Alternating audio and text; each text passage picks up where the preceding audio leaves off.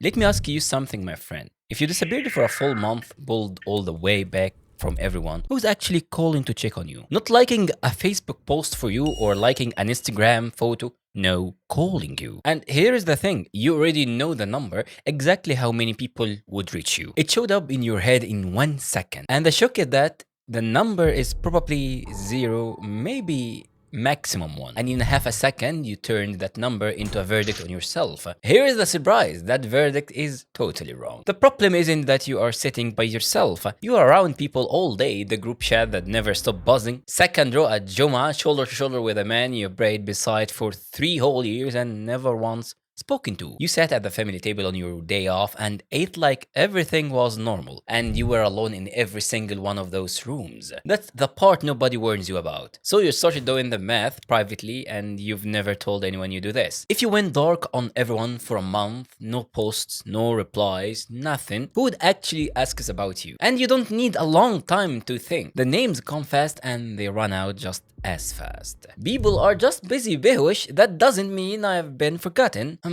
That's what I told myself too. So I stopped reaching out first 2 weeks only just to see what came back. And nothing came back, my friend. A full week would go by and nobody asked how I was doing. I was always the one who started it every single time. And out of all that, I issued a verdict. I'm alone because I've been forgotten. Case closed. Everybody found their people. I got scared. But there is a serious problem with that verdict. And I didn't see it for years until I was reading the Seerah and I came across a man who lived that exact sentence. And what makes him different from me isn't that he got left behind, no. What makes him different is that it was said about him out loud years before it ever happened to him. Today's story is about a man left behind an entire army in the middle of the desert, and it wasn't out of cruelty. His name is Abu Dharr. The 9th year after Hijrah, the expedition of Tabuk, 700 kilometers north in peak heat. Not enough camels, not enough waters, men riding 2 and 3 to a single mount. Even the army's name was the Army of Hardship. Somewhere in that army, Abu Dharr had a camel that was old and slow. Every hour it fell back a little, then a little more, then it stopped completely. So he got down, unloaded his gear, put it on his own back, and walked alone in that heat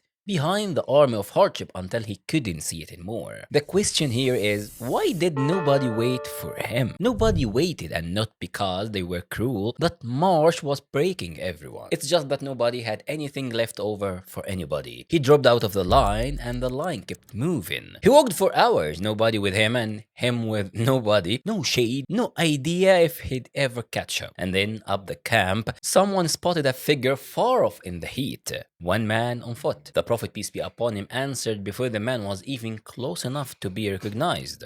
He said, "Let it be Abu Dharr," and it was him. And when he finally reached them, it's narrated that the Prophet, peace be upon him, said about him, "May Allah have mercy on Abu Dharr. He walks alone, he dies alone, and he will be raised alone." Sit with what just happened there. Abu Dharr thought there was nobody behind him, and there really wasn't. But it never once crossed his mind who might be ahead of him looking back. But that's not the part I want you to catch right now. Hold on to the second half of the hadith. He dies alone. Because 20 years later it happened, exactly the way it was said. 23 years passed after that moment. The Prophet, peace be upon him, passed. Sayyiduna Abu Bakr passed. Sayyiduna Umar passed. The world Abu Dharr knew wasn't that wood anymore. So he asked Sayyiduna Uthman's permission to go live in the Rabada, a patch of desert on the road outside Medina. Sayyiduna Uthman gave him some sheep and said, "Go ahead." He is the one who asked it to leave. Hold on to that. We are coming back to it. And then out there, he became an old man in the desert. His wife with him. One young child, and that's it. No packed masjid, no students, nobody passing through to ask about him. The men who marched with him to Tabuk were either dead or 3 days right away. And this is the part we skip past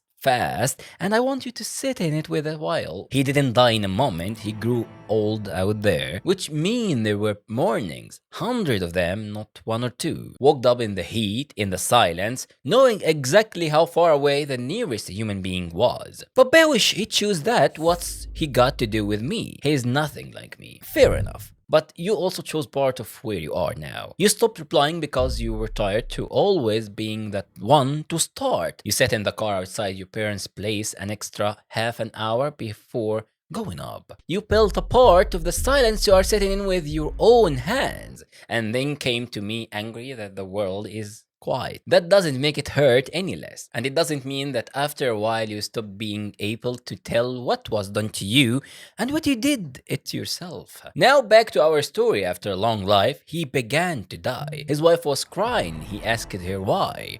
She said, because you are dying out here and there's no one to bury you. He told her, go up that hill and look at the road. She went up, she looked, the road was empty. She came down, she went up again, and empty. Hold the picture, my friend, because that's exactly what the thing you are carrying looks like. The issue isn't that you are alone. You've been alone before and you were fine. The issue is you think your aloneness happened by accident. That nobody wrote it, nobody sees it, and nobody's going to ask about it later. That the room is exactly the same whether you walked into it or not. Psychology has a name for this, and it's not loneliness. Loneliness is missing people. What we are talking about is deeper and colder than that. They call it unmattering, that you don't make a difference. Not that nobody loves you, that you don't register in the first place. That the math comes out the same with you or without you. That's the thing you never found a name for. And that's what you were doing when you were counting.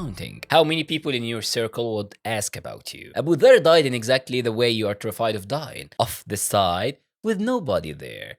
But his aloneness had been said out loud in front of an entire army by the one who loved him most. And something announced before it happens is not something that slipped by unnoticed. That's the whole flap. People not noticing you and you are not being counted, those are two different things, and you have been treating them as one. His loneliness wasn't a glitch in the decree, it was the decree. And someone was watching from the day the camel stopped to the hill his wife kept climbing. Not one person checked on him, yes, and not for one moment was he uncounted. And I know what you are doing in your head right now. He was told, Behwashy, nobody told me. He took it as real because he heard it and saw it from the Prophet, peace be upon him. And you took it somewhere else entirely. But what you are not catching is that there hasn't been 1 second of your life that Allah Azza wa Jal wasn't seeing you in. Same truth, he just got it out loud. Abu Dharr's wife climbed the hill one more time, and this time there was something on the road. There was a caravan passing by. Travelers coming up from Iraq on the road to Medina, an ordinary trip. They had no idea who was dying out there, and riding with them was Sayyidina Abdullah ibn Mas'ud, the same Ibn Mas'ud who was there at Tabuk. He was standing right there the day of the Prophet, peace be upon him, looked at the man coming out of the heat, who was standing right there the day the Prophet, peace be upon him, looked at the man coming out of the heat with his load on his back, and said about him, and he dies alone. Of all the roads, all the days, all the years, that man is on the road in that moment. They came over the rise and found the body laid out at the side of the road and the woman standing next to it. Ibn Mas'ud got down off his camel and wept like a child because he recognized him and remembered what the Prophet had said. He said it loud, may Allah have mercy on Abu Dharr. He walks alone, he dies alone, and he will be raised alone. And the Prophet, peace be upon him, never said it as a warning. He said it as the way you talk about a man you are proud of. Then they washed him, prayed over him, buried him. He got his janaza in the middle of nowhere from strangers who had no idea they were coming for him. Beautiful story, Behwashy, and honestly got me. But it doesn't change the fact that nobody called me this month. No, it won't, and I'm not going to pretend it will. But let me tell you what it does change. You've been trying to solve this with people the whole time, get into a better circle, talk to the right person, finally find the group you actually fit in, and when it doesn't work, you take it as more evidence against yourself. But look closely at what actually happened out there. The caravan didn't solve this aloneness. He stayed alone for years and he died alone. What the caravan proved is that the aloneness was being tracked the whole time. Someone knew the entire road, start to finish. There is a word for what you are carrying, and it's not just being alone, it's called wahsha. Wahsha is what the heart does when it decides it's on its own in this world. Nobody sees it, nobody's counting it. And Ibn Qayyim, one of the greatest scholars of the heart, said that the part nobody tells you, wahsha is not cured by people. You can be in a packed room and still feel it. That's why the daily coffee crew never really worked for you. The opposite of wahsha isn't company. Its opposite is uns billah, closeness with Allah Azza wa Jal. Not standing beside you. No, nothing is ever outside His knowledge. Anywhere you go, anything you're carrying, you are inside His knowledge and inside His sight. And there was never 1 second you were outside it. Not on the drive home, not at 2 in the morning while you are in your bed, not one step Abu Dharr walked. You are alone, but you have never once been uncounted. 2 things you need to do now, and you start both tomorrow, bi'Iznillah. 1.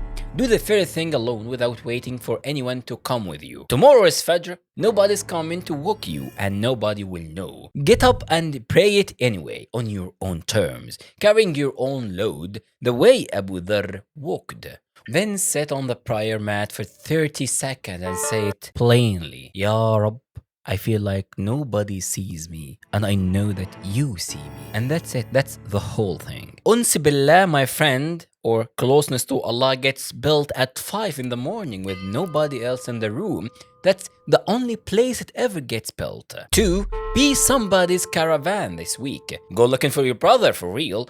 1 person, someone you know is walking alone right now. You message him first. And I know what that costs you, because being the one who started is exactly the thing you swore you'd never do again. But Ibn Mas'ud didn't set out to be anyone's answer. He was just traveling the road. Being the one to start isn't weakness. That's the means Allah works through in this world. That's the road you have to walk. But Behwashy, there is something about that road still keeping me up at night. The caravan Behwashy didn't come early. He took the years first. Behwashy, all these mornings, the silence, his wife climbing the hill and come back with nothing. Then it came back. My friend, everything arrived on time. It just wasn't his time. So this doesn't end with somebody call you this week. Ends with you finally knowing the difference between nobody noticing you and nobody counting you. But let me be straight with you about tomorrow. You're going to get up for this Fajr alone in the dark with nobody watching. And 30 seconds later, a voice will come telling you it